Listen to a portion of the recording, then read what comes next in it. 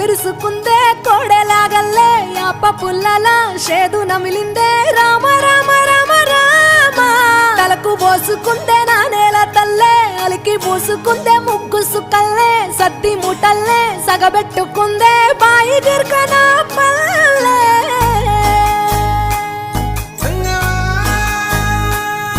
ఏ తెల్ల తెల్లని పాలధారలల్ల పల్లె తెల్లారుతుంటదిరా గుళ్ళోని గంటలు కాడెట్ల మెడలోన జంటగా మోగుతూ ఉంటాయిరా